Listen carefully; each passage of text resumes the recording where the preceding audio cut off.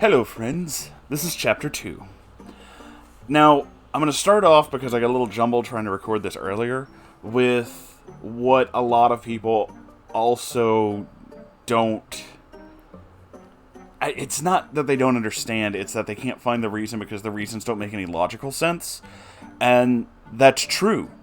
They're not wrong. The other people who've done reviews on this book and say that there are certain things that do not make any logical sense, that is 100% true. But it's done for the sake of moving the plot forward. And that's it. And therein which lies a lot of the problem with a lot of these things, especially with like fan fiction and things like that. It's all done to move the plot forward, to get characters from point A to point B where you want them to be, especially when you're trying to write a deep and introspective romance story. Except that if you don't understand like how to make the world work around this, it doesn't really work that well. So let me give you an example. So the whole thing here is, in the first chapter, I glossed over this bit, or didn't even really talk about it because it didn't matter, about how he was late for history class. James is late for history class, and his teacher is just like, well, we'll talk after class. And he's like, oh no, I can't because I have to go early to my next class because I have to do some kind of makeup thing, so we'll talk tomorrow when I'm actually free. And so this is the next day, and they do. And he's like, oh, you're always late for class, but you're not like a bad student. Like, you get all your stuff done, it just worries me that you're always late for class. And he's like, oh, I'm sorry about that, man. I'll have to try harder, it just kind of happens, And so then he offers, like, the teacher, Mr. Hansen, offers James a teacher's assistant position. Like, it seems really weird because he would still be in high school, and TAs are usually selected as college students who are going towards being teachers. So this is kind of like their internship. So it seems a little weird, but maybe that's a thing. Maybe I'm wrong, and maybe some people in high school are also teachers' assistants, and that's like a thing that is done. I've just personally never heard of it. Whatever. Doesn't matter. Being a TA is not the important part. In order to do that, he would have to give up an elective class. Well, he only has one elective class, and that's art class. And he doesn't want to give up art class because that's a class that he sees Abby in. So therefore, he doesn't want to be a TA, and he gets into this kind of minor confrontation with this teacher who's like, you have to think about your future, James. And he's like, but I want to be with this girl. And it's in so many words. He doesn't actually say it like that, but it's heavily implied that that is entirely the reason. So he goes to art class, and she's not there. So he tries to call her, but she doesn't answer the phone. And he's just like, well, I don't know where she is. And then, like, the next day, like, there's a bunch of little things about, like, how his sister is really just doesn't like this school or whatever. And I don't know why that's important, but we keep talking about it. And then the next day, it's just like, oh, it's raining and all this other stuff. And I keep going back to this Davis character, because I did in the first chapter, and I'm going to keep going back to it because this is a character that a lot of people seem to have a problem with. But so far, I'm going to caveat that with so far, don't have a problem with this. The only thing he really says in this chapter is that it's raining, and James gets on the bus, and he's like, hallelujah, James is here to save everyone from the evil clouds. And a lot of people are just like, he has, like, weird, like, cringy humor, but, like, at the same time, it's like, I remember when that was, like, a thing. Like, that was the thing that a lot of people did. Did everybody else forget about when, everyone was really, really interested in, like, everything that Joan and Vasquez made, and that quoting Invader Zim and Johnny the Homicidal Maniac was, like, the cool thing for the alt kids? Because that was a thing. When everyone was, like, super obsessed with, like, Nightmare Before Christmas, and it was, even though that movie had been out for like 15 years at that point, but there's still, Jack Skellington hoodie. You can't see me doing like a weird pose, but that was a thing. And it still kind of is a thing, and it makes me like really kind of uncomfortable. But that's what I think of when I hear Davis say stuff like that. It's just like, no, I get it. He was that like kind of that weird emo kid who had like the weird lol random humor. And that was totally a thing at one point, so it's like, no, I get it. Again, I've read worse, so this isn't that bad so far. It's very ambitious. A lot of shit happens per chapter, but it's not bad happening yet. There might be bad things, but I haven't gotten there yet. So then, like, Jason apparently gets thrown out of one of his classes, so he just goes to, like, the history class. I don't know why. And he's like, I got thrown out of class, and Mr. Hansen's like, okay, we'll just, stay outside of class until, like, the period's over, and then go to your next class. And he's just like, you can't tell me what to do, fatty. It's like, why did you knock on the door in the first place? Like, it doesn't make any sense. But remember what I said earlier. It has nothing to do with logic. It has everything to do with moving the plot forward from point A to point B. Because immediately after saying that, James makes a comment like, just go away, Jason, nobody wants you here. Which, of course, leads to them getting into a fight. After class, they get into a physical fight. James gets beat up. And then this was one that, like, a lot of people actually, I remember this too, this was one that a lot of people were just like, okay, so Jason gets expelled for basically assaulting him, and then they're like, oh, but James, you're getting suspended for 2 days too. And they're like, but he was the one who was beat up, why would he get suspended? And it's like, I'm willing to bet that the school that Onision went to was a bit like schools in the South, because we had this brilliant policy called zero tolerance, which was if you got into a fight, you would be expelled, even if you were the victim. There was zero tolerance for violence, which means even if you were the one being victimized and bullied, you got punished too. That happened a lot, and I think it still happens, and it's the stupidest fucking thing. And when he says, like, that's not fair and it's kind of fucked up, yeah, that legitimately did happen. I've been on the other end of that. When I was in, like, junior high, some kid started a fight with me, and we both got in trouble, even though I was literally going to a bus and got punched in the back of the head. That had nothing to do with me. I was the one who was assaulted, but I got in trouble too. So, yes, I totally understand, like, why that's super fucked up, and he felt the need to be like, that's fucked up, because it is. Bureaucracy's fucking stupid, kids. That's all I can tell you. So, that was a thing, and all of this is basically kind of done again. That whole thing was basically just so Onision could have a moment to be like, hey, this zero tolerance thing is really fucking dumb. To which I have to say, as many things I don't agree with Onision on, and many things I don't particularly care for him on, we do agree with that. That is dumb. But it seems like that's just like a pocket thing to rant about for a minute, and then move on to something else. Okay.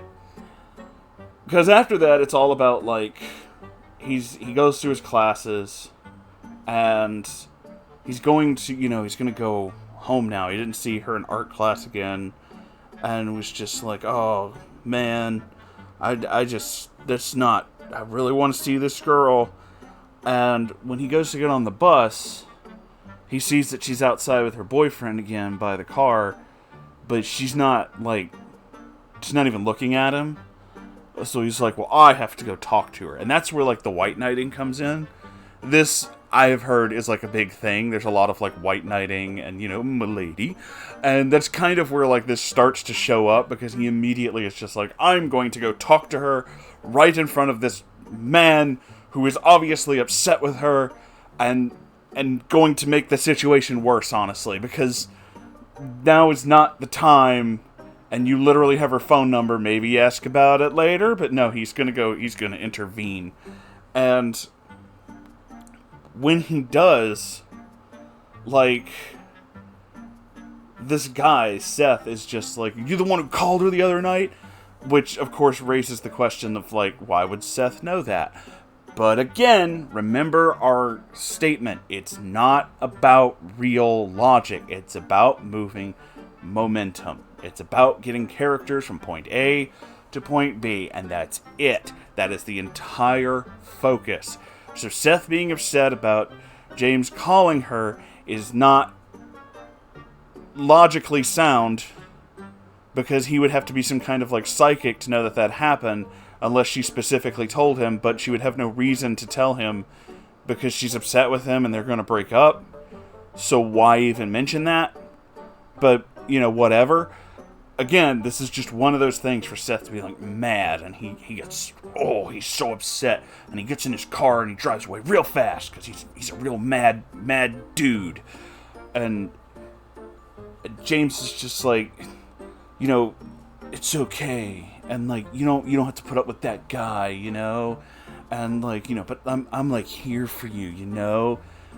You know, just cue, like, all those really emotional emo songs, you know? Fucking Boulevard of Broken Dreams starts playing in the background, shit like that. It's just pretty much that. And she realizes that he got into a fight, and it's just like, oh my god, James, what happened to you? And it's just like, there's a whole emotional, like, we're both injured. Oh, that's right, we didn't get to that part yet, because it starts raining, and then her makeup starts, like, running, and he's just like, it's just makeup. You know, it is what it is. And then he realizes it's because she's also abused, and so they have, like, this whole moment of, like, we are so fractured, but we are so connected. And it's supposed to be really deep, but it's deep because someone tells you it is. That's what this is. And I'm gonna basically say this, and this may, I seriously doubt Greg will ever listen to these, because who the fuck cares? But this is very reminiscent of works of, like, Stephanie Meyer's, in the sense that it feels as if it was written by someone who did not have a lot of literary training. And you don't have to be, you know, some sort of college major to write a book. Anybody can write a book. Anybody can write anything. I'm a firm believer that if you just put your mind to it, you could probably make it happen. Or you'll manage to set something on fire. Either way, success. So the thing that gets me about this is it's a little thing, really. It's a small thing with a lot of these kind of emotional romance stories that are being written by by people who are just kind of new to this, or don't have, like, all that, you know, experience and training and whatever. Is they want you to feel that this story is, like, deep and meaningful and has impact. But they're not fully aware of how to convey that, short of just kind of telling you. And that's where a lot of this starts to come in. Twilight did a lot of that too. We had a lot of this whole thing of, like, their relationship is super deep and super powerful because she said so. And that's a lot of what is seeming to happen here with, like, James and Abbigale's relationship. Is it has deep and meaningful connections because he said so. There's a little bit of showing, and those are steps in the right direction, but again, it really makes sense that this is the first book. It really would make sense if this is the first thing he's written, because it does feel as though he really, really wants to tell this story, and he's really excited about telling this story, and is writing a lot of things really fast. And again, that's not the worst thing. I've read far worse things. You can honestly feel that excitement, but I can also see how that would be really annoying to people who don't read, terrible fan fiction like me, what we call normal people. And I can totally understand why a lot of people would have a problem with that. I can absolutely see that. It honestly is kind of, I will say, especially after reading Empress Teresa, and yeah, I know I shouldn't harp on that too much, but it honestly is kind of refreshing to see a writer actually excited about what he's writing, even if what he's writing isn't like, fucking masterwork. To see some kind of fucking emotion is genuinely refreshing. Which is kind of sad, but also, kind of amazing. I kind of know where certain parts of this are going to go. I've heard the stories, I've seen the reviews, but at the same time, I'm still kind of on the fence about what's going to happen. And so, I guess we'll see. I'm giving basically my impression of Stones to Abbigale as of 2 chapters, which is not the greatest way of, assessing something. You should probably go further, but I'll try to, if I remember, do these kind of things where I assess it at the end of each chapter. And so far, this is not negative. It's very ambitious. It's amateur, but it's ambitious, and there's nothing wrong with being an ambitious amateur. Everybody's got to start somewhere. It's totally fine. It's exciting. Or rather, Greg is excited. He's very excited. I can feel that. And the story itself is not that exciting to me, but that's okay. Because the amount of what he's trying to do, you get that. You get that feeling of just like, he really wants to tell the story. And it's like, I feel it. I'm there. Just like, you do it, bro. And it does kind of feel like a weird time capsule. It has this kind of time capsule of, like, I remember when, like, the swept over hair and, like, the, melody lines and songs that didn't actually have any melody and, like, everything's about hard and it hurts and shit like that was, like, a big thing. And it feels like a time capsule of that exact time, and it's just, like, it's kind of wild. It's kind of like finding a web page that you thought had been deleted like 15 years ago, but oh no, it's still there and it still has hosting, but weirdly enough, nobody's updated anything, so it's kind of like this weird snapshot in history. So this is kind of interesting, and I guess it's interesting to me specifically in that particular focus, and that kind of just like, look at all the things that we used to have. That's a simpler time. Back yonder, when the kids had the sweep over hairs, the emo swoop or whatever the fuck they called it, and they had the skinny jeans, and they all had the emotional whatever music thing. I don't know what the fuck those things are. I was never an emo kid. That was way after I was like, in my 20s. So it's just kind of like weird. It's kind of like one of those weird little, it's like, that was the style at the time. This is the best way I can think to describe most of this. Wore an onion on her belt because it was the style at the time. And yeah, it's personally, I guess it's only because of this lens, it seems a little charming. And this kind of just like, oh, golly gosh, you emo kids. But your, deep romances.